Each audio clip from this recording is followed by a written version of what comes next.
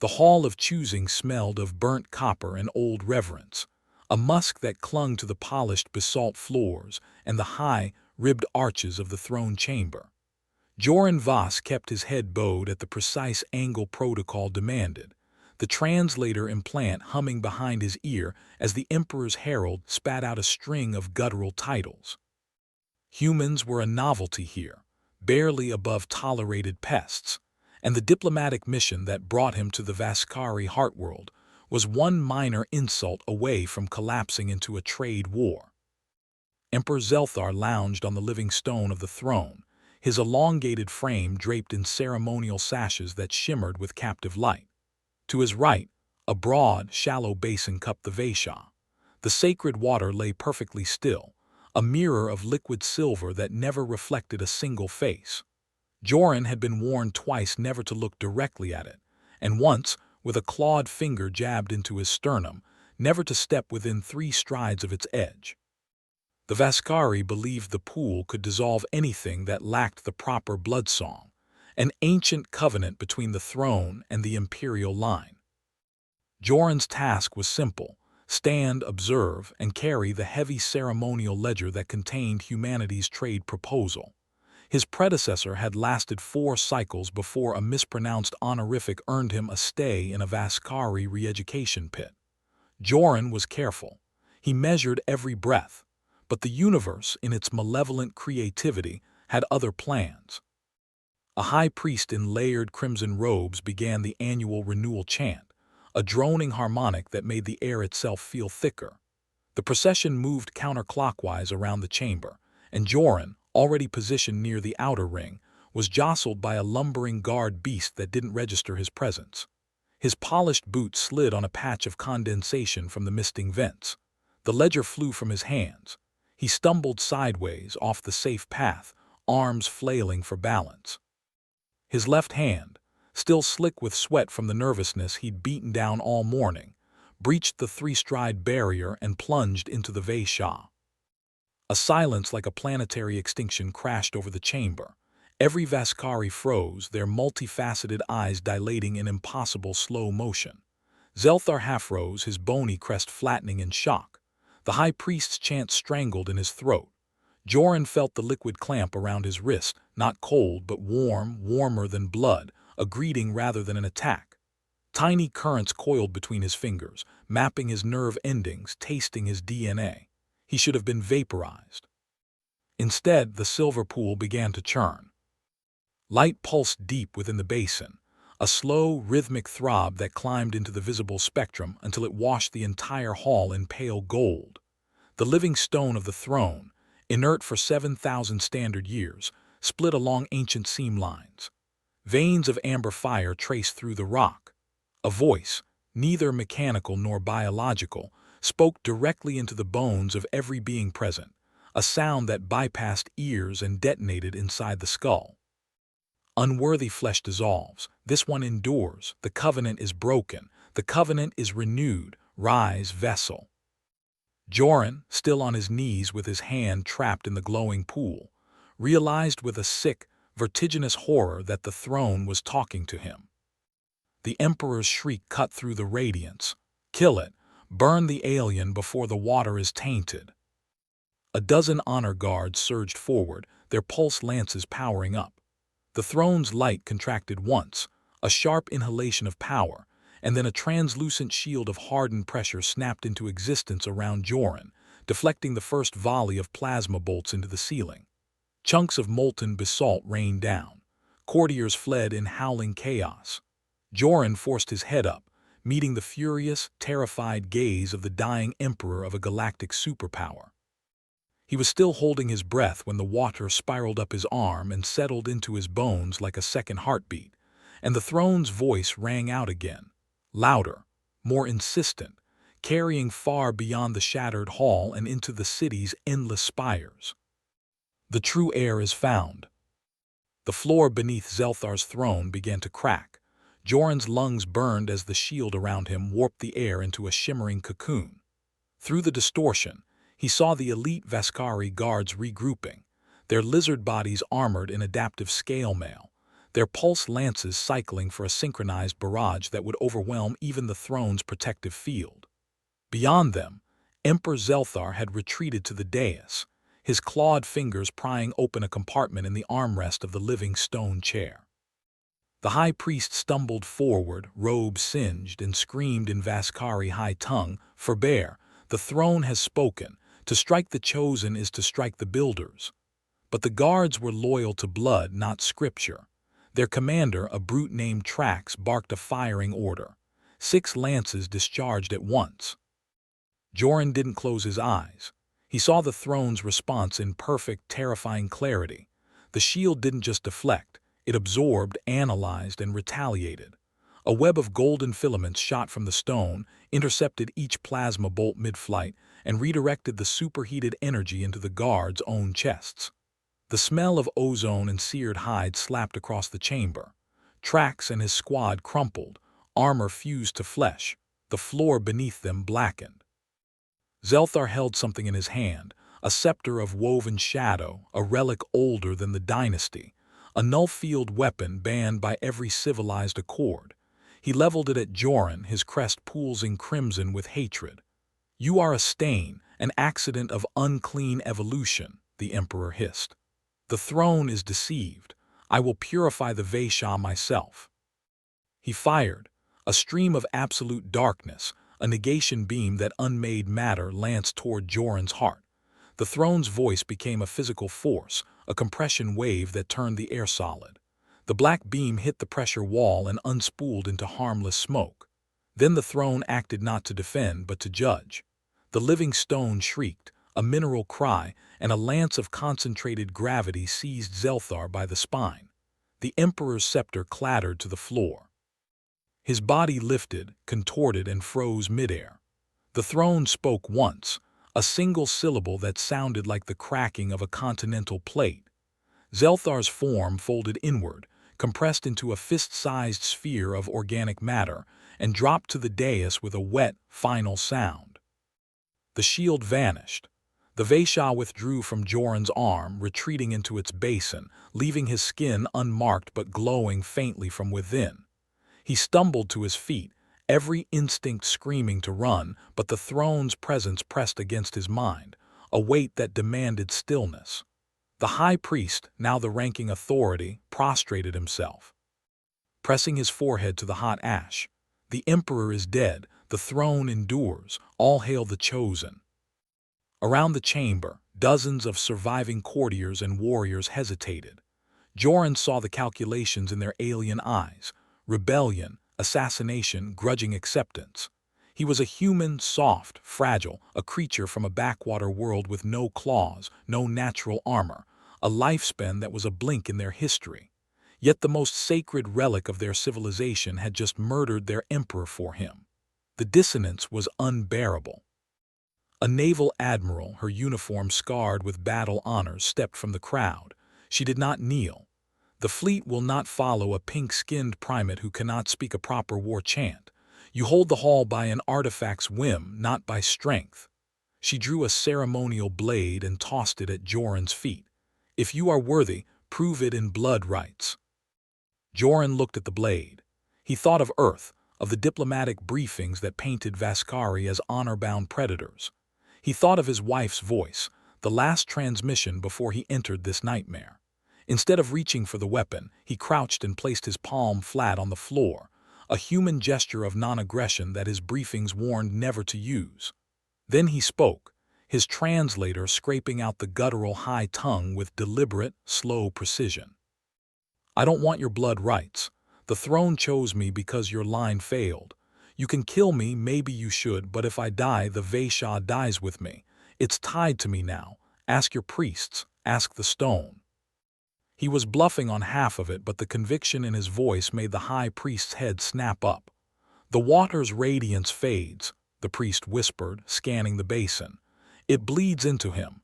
If he falls, the covenant ends." The admiral's blade remained on the floor. Joran let the silence stretch, his human heart pounding a rhythm of pure, undeniable life, and waited for the galaxy's next move. Far above, in the orbital docks, A sentry satellite detected the sudden mass shadow of a Cathari scout ship, painted in invasion colors, slipping into the system's edge. The palace became a cage of splendor and silence. Joran was moved to the imperial apartments, a suite of cavernous rooms carved from living basalt and draped with the trophies of 100 conquered species. He slept in 10-minute snatches, always jerking awake with the throne's knowledge bleeding into his dreams. The integration was not gentle. It bypassed language and poured raw concept directly into his synapses. He saw the builders, not gods, but mortals who had clawed their way past their own extinction events. Their faces were hauntingly human, bipedal, expressive, fragile. The Vaishya was their final gift and their greatest mistake, a sentient biotechnological reservoir designed to select leaders through a genetic resonance test, ensuring only those with the builder gene echo could command their FTL gate network.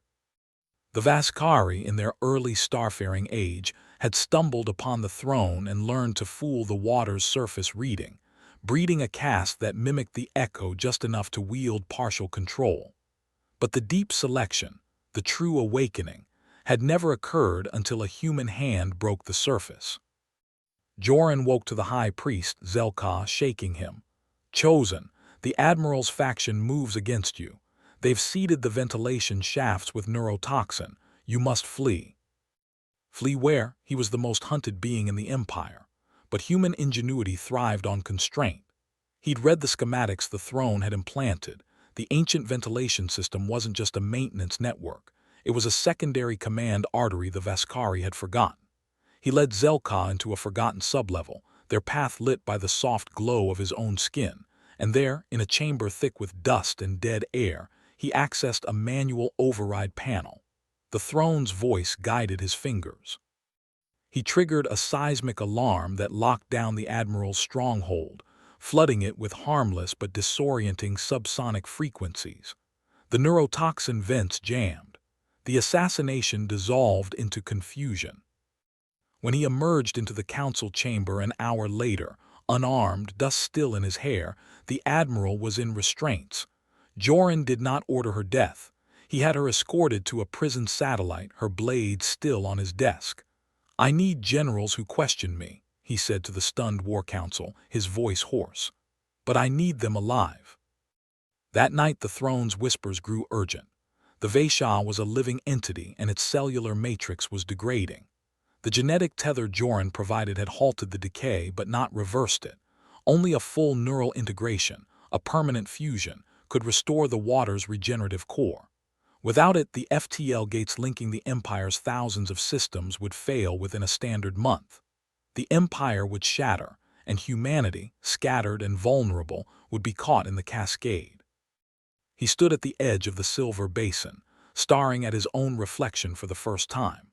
The water showed him a man with sunken cheeks and eyes that held too much alien light. He had no choice.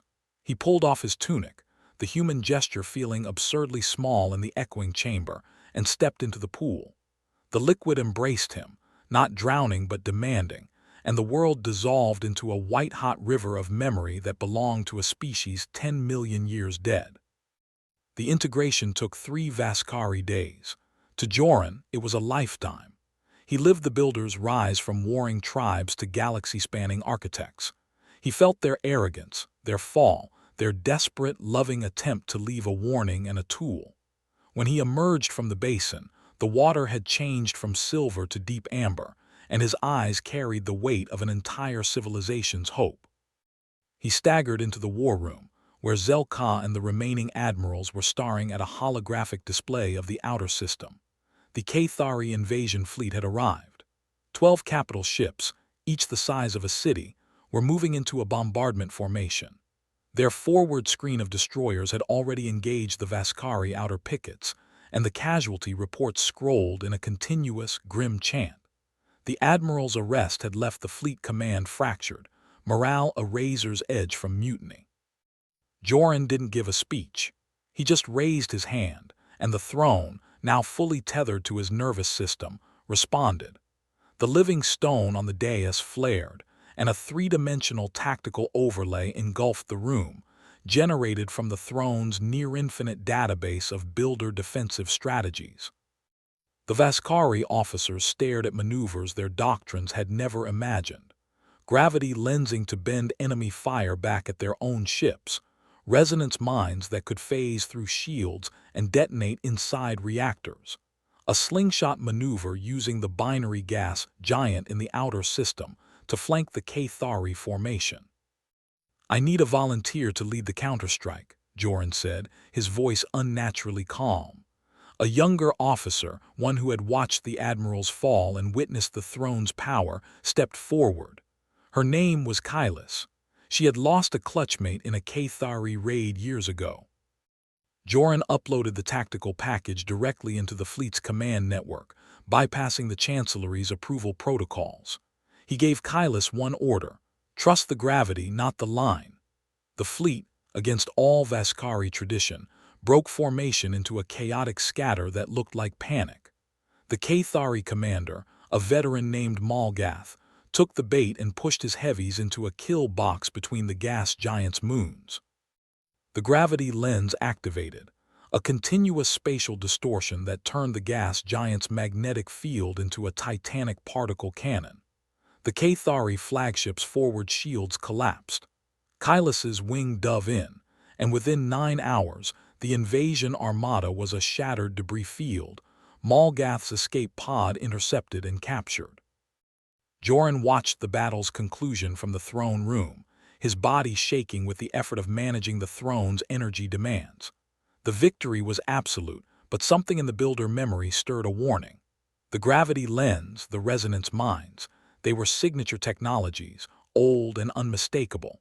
Using them had sent a ripple through the subquantum fabric the builders had used to communicate. Somewhere in the dark between galaxies, a sentinel that had slept since the fall stirred. Its name in the builder tongue translated roughly to Harbinger. Its purpose was singular: to assess the current galactic stewards and, if they were found unworthy, cleanse the galaxy for the next cycle. The throne's voice, now intimate and woven into Joran's own thoughts, whispered, "It is already moving. It will be here in 17 cycles." Joran did the math, just over 2 weeks. He had won a battle and awoken an apocalypse. The Vaskari High Command, flush with the rout of the Cathari, wanted a coronation. They planned a parade through the capital's crystal canyons, a display of unity to cow the remaining dissident factions. Joran refused. He gathered the council in the Hall of Choosing. The still damp burn marks on the floor, a reminder of what the throne could do.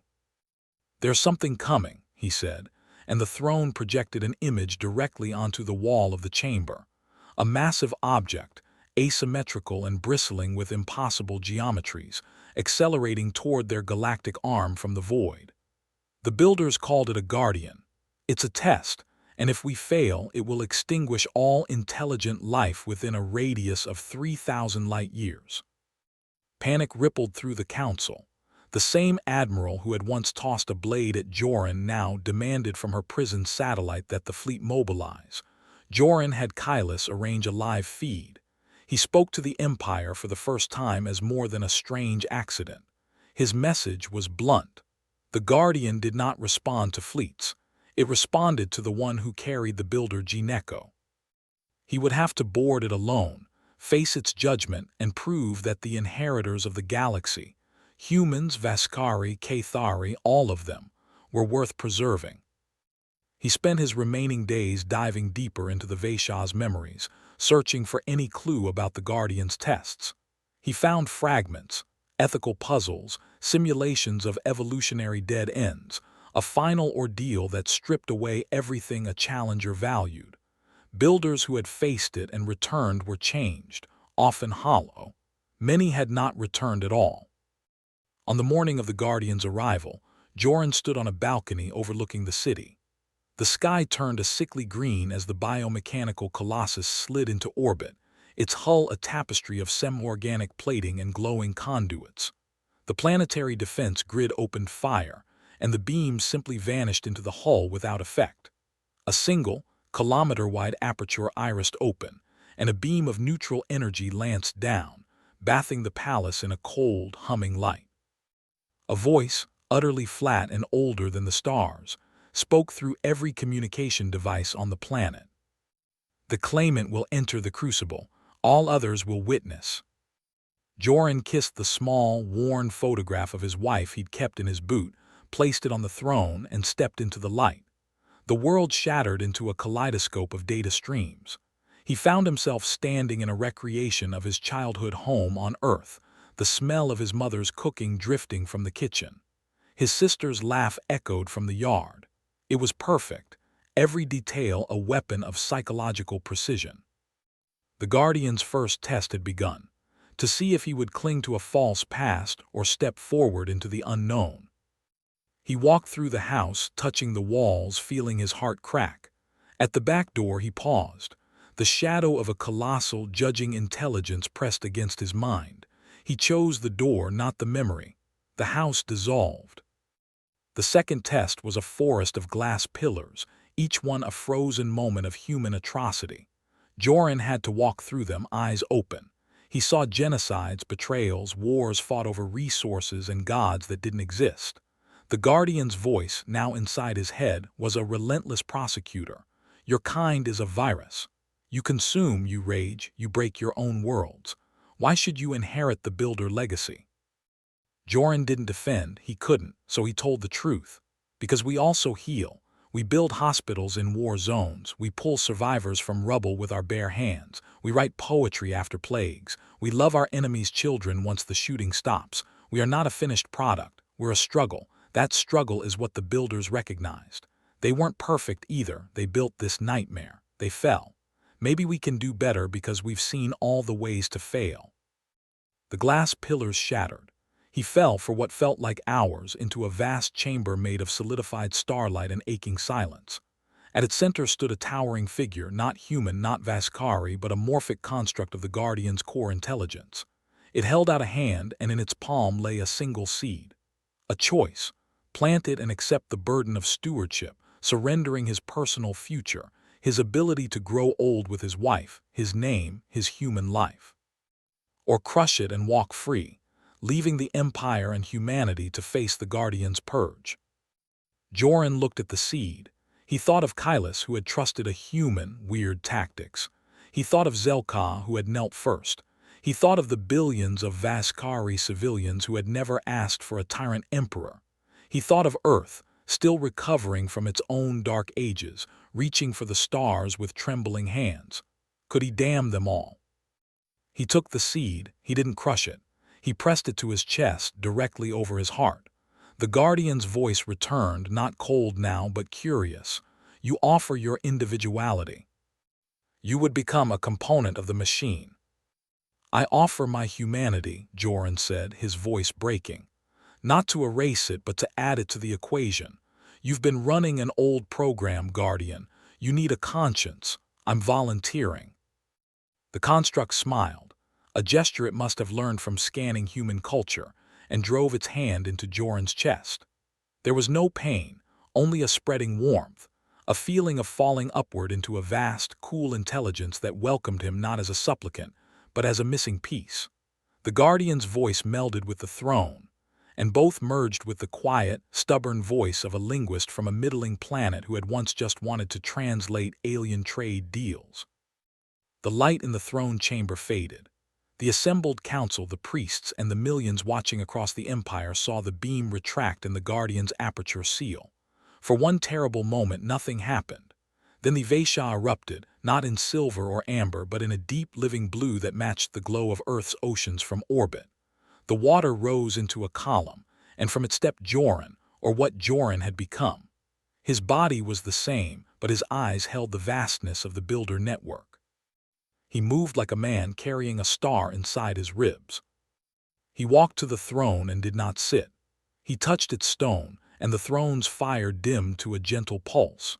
The Guardian in orbit began to sing, a low-frequency harmonic that resonated through the planet's crust, healing tectonic stress, purifying atmosphere, and across the Empire, recalibrating every FTL gate to run on a cleaner, more stable matrix. Joran spoke, and his voice carried to every Vaskari, every human, every Kathari, every sentient within the signal's reach. The judgment is over. The builder's legacy isn't a throne for one species. It's a responsibility for all. The water chose me because humanity understands something crucial. Strength isn't claws or fleets. Strength is knowing when to stop fighting and start building. He turned to the council. Zelka was weeping, an alien sound like rustling silk. Kyla stood at rigid attention, pride warring with awe on her scaled face. Joran touched his chest, where the photograph of his wife had been. The image was now etched into his sternum, a permanent brand that pulsed with the throne's rhythm. "I'm going to change," he told them. "The Guardian and I are one network now. My consciousness will stretch across the Empire, maintaining the gates, advising the Council, intervening only when the peace breaks. I'll be here, but I won't be him anymore. The man Joran Voss is becoming something else. He wanted you to know that he loved his wife. He wanted her to know he chose this because he loved every life in this room, even the ones that tried to kill him." He walked back to the Vaishya's basin, now a swirling portal of blue light. He stepped into the water and his form dissolved, not into flesh, but into data, into memory, into the silent, eternal circuitry of a galaxy that had never known a human heart before. The water settled. The throne's fire went out, replaced by a holographic interface any species could use. The Empire did not crumble. It reformed. A council of worlds guided by an unseen, benevolent presence that occasionally, in quiet moments, sent a whisper of encouragement in a language that felt like home. On Earth, months later, Joran's wife received a small, smooth stone in the mail, no return address. When she held it, she felt his warmth and heard his voice, not in words, but in the certainty that she was loved. The stone glowed blue once, and then became simply a stone, warm from her own hand. The galaxy moved forward, not kneeling, but standing together, touched by the sacred water that remembered a human who had dared to fall and in falling, caught an empire.